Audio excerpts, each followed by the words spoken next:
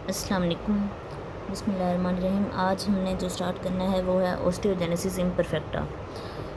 जैसे कि osteogenesis imperfecta अपने नाम से वाज़ेह हो रहा है। Osteo mean bone, genesis mean formation, imperfecta means not perfect.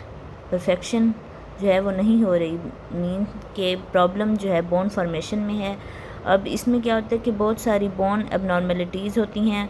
अब हमने देखना है इसमें कि ओस्टियोजेनेसिस इम्परफेक्टा है क्या। ये एक जेनेटिक बोन डिसऑर्डर है जिसे हम ब्रिटल बोन डिजीज़ भी कहते हैं। और इसकी काज क्या है, बहुत सारे जीन डिफेक्ट की वजह से, जैसे कि COL1A1 जीन। अब ये क्या है कि कोलेजन टाइप 1 जो है उसका मसला है, और उसकी दो टाइप्स हैं, A1 और A2। मोस्ट कॉमनली जो है ना इनकी जीन डिफेक्ट होता है, इन जीन्स में डिफेक्ट होता है। तो इसमें क्या है कि ये, और दूसरी बात जो है ये ऑटोसोमल डोमिनेंट है। ऑटोसोमल डोमिनेंट की वजह से क्या है कि अगर एक पेरेंट अफेक्ट होगा, दूसरा हेल्दी होगा, तो जो बच्चों में जो रेशियो है वो 50% अफेक्टेड होंगे, 50% नॉर्मल होंगे।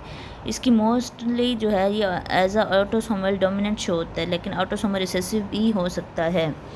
उसके बाद अब इसमें जो है ना टाइप 1 कोलेजन होता नॉर्मल है, उसकी कंपोजिशन नॉर्मल होती है, लेकिन क्या होता है उसकी प्रोडक्शन कम हो जाती है। प्रोडक्शन कम होने की वजह से उसके जो है ना मैनिफेस्टेशन जो हमें शो होती हैं वो है कि मल्टीपल फ्रैक्चर्स होते हैं, क्योंकि बोन्स, अब कोलेजन टाइप 1 के डिफेक्ट होगा तो उसकी वजह से बोन जो है ना वो बहुत जल्दी टूट जाएंगी।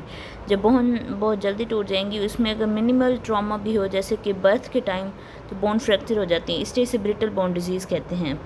नेक्स्ट है ब्लू स्क्लेरा। इसमें जो है ना हमें स्क्लेरा ब्लू क्यों नज़र आता है, क्योंकि थिन स्क्लेरा हो जाता है। थिन स्क्लेरा की वजह से जो उसके अंदर कोराइडल वेन्स हैं वो हमें शो होती हैं, और इस वजह से ये हमें ब्लू स्क्लेरा नज़र आता है। उसके बाद जो कुछ फॉर्म्स हैं उसमें टूथ एबनॉर्मेलिटीज़ भी होती हैं। क्यों? क्योंकि टूथ जो है ना उसमें लेक ऑफ डेंटिन की वजह से ईजीली टूट जाते हैं। Conductive type of hearing loss होता है। क्यों? क्योंकि एबनॉर्मल ऑसिकल्स होते हैं, बोन फॉर्मेशन सही नहीं होगी, ऑसिकल की फॉर्मेशन सही नहीं होगी, तो क्या होगा कि हेयरिंग लॉस होगा। अब हमारे पास पहला क्या है कि बोन फ्रैक्चर होगी आफ्टर मिनिमल ट्रॉमा।